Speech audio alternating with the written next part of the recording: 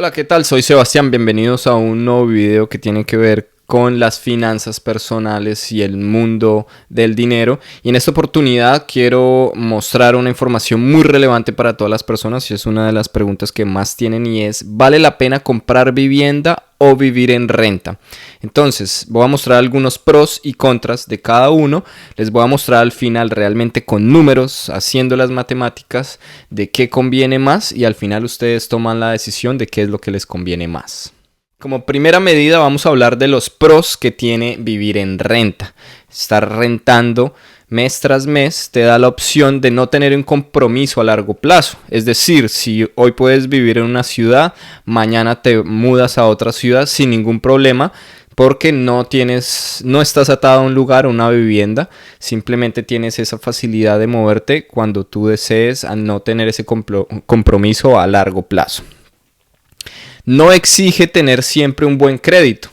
Simplemente para rentar puede que ni siquiera revisen tu historial crediticio o tu score de crédito, porque simplemente vas a tener el dinero para poder rentar el lugar donde vas a vivir. Otro pro de vivir en renta es que no tienes que cubrir los gastos cuando hay un daño. Se daña una tubería, simplemente llamas a avisar que hay un daño y no tienes que cubrir ese gasto, ya está cubierto dentro de tu contrato de arrendamiento. Pero también el vivir en renta tiene otros contras, como son, por ejemplo, no estás teniendo un patrimonio, no tienes realmente algo que sume a tu patrimonio que tenga que ver con bienes inmuebles. Otro punto en contra de vivir en renta es que no tienes beneficios fiscales. Puede que en algunos países sí, puede que en algunas circunstancias lo tengas, pero en general no se tienen los mismos beneficios tributarios o fiscales como se tienen cuando se es dueño de vivienda.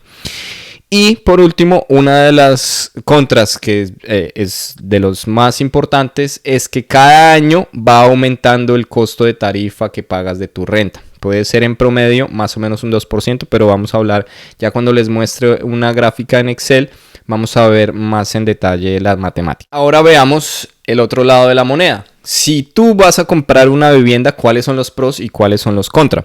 Los pro es que tienes exenciones en impuestos, es decir, tienes en beneficios tributarios al tú comprar vivienda. ¿Cuáles? Hay muchos, dependiendo del país en el que estés, pero por ejemplo, yo que estoy en Canadá, para compra de vivienda, por ejemplo, tenemos algo que se llama el First Home Buyer o primer comprador de vivienda. Tienes beneficios tributarios donde te reducen ciertas cantidades de impuestos al momento de tú comprar vivienda, entre otros. También hay unas reducciones de impuestos al pagar los property taxes, que son los impuestos sobre la propiedad, entre otros, pero cada país puede diferir. Habría que ver las características en el país donde tú estás y los beneficios que tengas tributarios. Otro beneficio y otro pro que tiene el comprar vivienda es que estás creando tu propio patrimonio. Es decir, ya ese avalúo que se va generando sobre la propiedad pues va contando hacia tu patrimonio.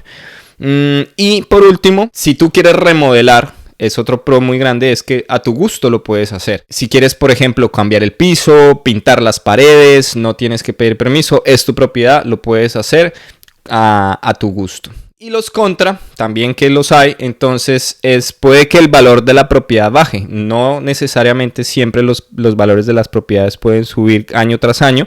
Puede que en algunos años también el valor de la propiedad baje dependiendo de las circunstancias de cada país, la economía, la inflación, el incremento de los impuestos, muchas variables.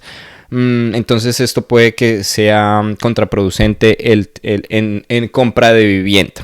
Pero también puede ser un pago inicial muy alto. Es otro contra, que debes tener un capital bastante alto. Puede ser el 10, 20% o hasta más dependiendo del país como pago inicial para poder entrar en esa propiedad, en la compra de esa propiedad. Por ejemplo, aquí en Canadá se llama down payment, o en inglés se le llamaría ese down payment, que es el pago inicial, y a veces es bastante elevado, pues toma años y tiempo para llegar a reunir ese capital para poder comprar vivienda, dependiendo obviamente de tu situación financiera. Y por último, las reparaciones, que pueden ser un costo muy alto. Ahí es donde como dueños de propiedad debemos cubrir gastos si hay alguna situación en tuberías, plomería, electrodomésticos. Entonces ahí se debe cubrir esos gastos que pueden ser o bajos en promedio al año o elevados dependiendo del caso. Les quiero mostrar un ejemplo con matemáticas y reales para ver cómo nos pueden mostrar haciendo las matemáticas, cuál realmente le conviene más entre rentar o comprar a una persona.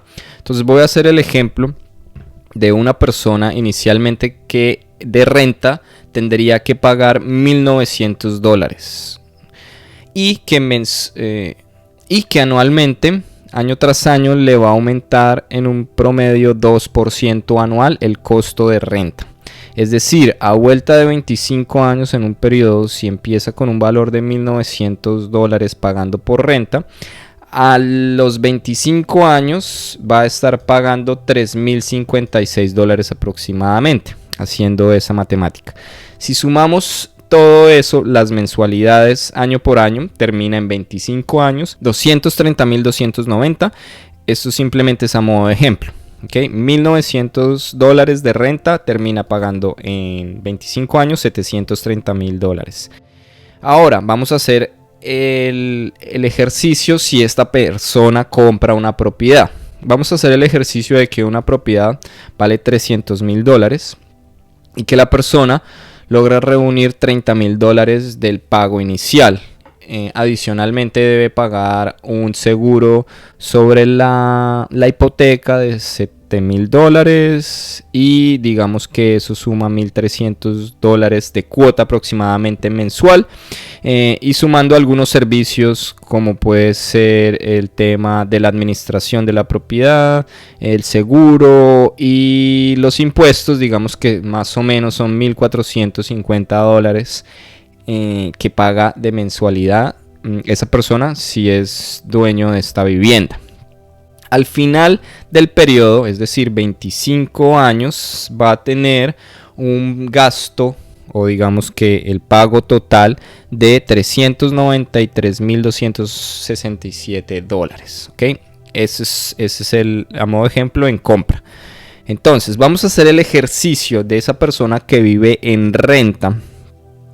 Si cogiera esos $30,000 en vez de comprar vivienda, sigue viviendo en renta y pagando su mensualidad de $1,900, pero sigue aumentando año tras año hasta llegar a pagar $3,000 en 25 años o más.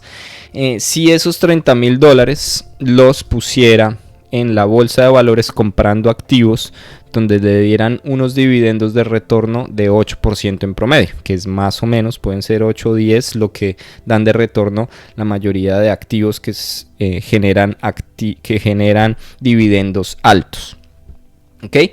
Haciendo la matemática, entonces, a los 25 años, esos $30,000 se convertirían en unos $220,000, ¿okay? Con el interés compuesto que genere esos dividendos, ¿ok? Esto es, esos $30,000 en 25 años se le convierten a la persona en $220,205, ¿ok? Pero si le quitamos los $730,290 que ya gastó en arriendo, pues al final de los 25 años el total de capital que va a tener la persona es negativo y ha gastado $510,085. ¿Ok? ¿Se entiende el ejercicio? Ok, vamos a ver ahora a diferencia de la situación de compra. Si esa persona compró usando esos $30,000 de capital, compró su vivienda, es decir, ya de inicio de capital, digamos, para invertir tiene 0, porque ya los puso en su compra de vivienda, pero esa persona, la diferencia entre la renta que pagaría la persona si rentara, que serían $1,900, y la mensualidad al ser propietario, que serían $1,450, digamos que esa diferencia lo pone a invertir en la bolsa de valores al mismo interés de 8%, son $450, ¿verdad? Y por los 25 años, esos 450 mensuales que tiene de diferencia de capacidad de ahorro, de diferencia entre lo que si rentara y si es propietario, lo va ganando en interés compuesto en la bolsa de valores, se van a convertir en $430,814. Y a modo de ejemplo vamos a quitar también lo que le costó la hipoteca durante sus 25 años, que como les mostré fue $393,267. Es decir, la diferencia es que a los 25 años el total de capital va a tener es positivo $37,547. Ojo, y adicionalmente no solo es que tiene este capital positivo, sino también la persona es dueño de la propiedad y la propiedad gana en valor de avalúo año tras año. Es en promedio, puede que sí, puede que no. Hay unos años que no gane mucho o que no sea, o que el avalúo sea negativo, pero digamos que en los 25 años puede que gane valor, ¿ok? Entonces es dueño aún de su propiedad y tiene $37,000 en positivo, a diferencia de la persona que rentó, que está en negativo en capital, $510,000.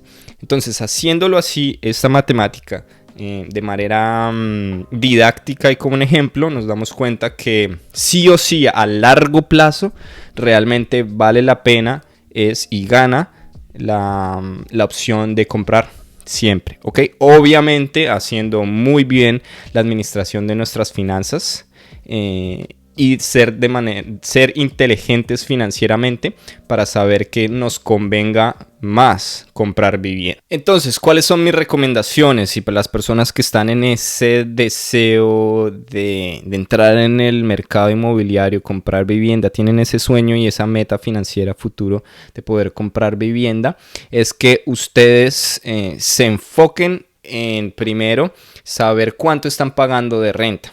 Segundo, es decir, reduzcan sus gastos totales para que ustedes tengan una diferencia y que puedan ponerlo en el mercado de valores a rentar a un promedio del 8% anual en activos que le generen dividendos altos, y ustedes en un periodo de 5 o 10 años, dependiendo de cómo se administren sus finanzas y la vivienda que ustedes quieran, ustedes puedan reunir ese capital inicial y puedan comprar vivienda, porque van a saber que en 25 años sí o sí va a ser muy beneficioso económicamente el poder comprar vivienda en vez de seguir rentando y entregando el capital a los dueños de vivienda. Y bien, eso era todo por este video. Espero esta información muy clara, concisa y así de manera didáctica haya sido de mucho valor para ustedes. Me ayuda muchísimo si me regalan un like, se suscriben y dejan sus comentarios aquí abajo para resolver todas las dudas que tengan, y para más información pues estaremos haciendo más contenido. Nos vemos en un siguiente video. Adiós.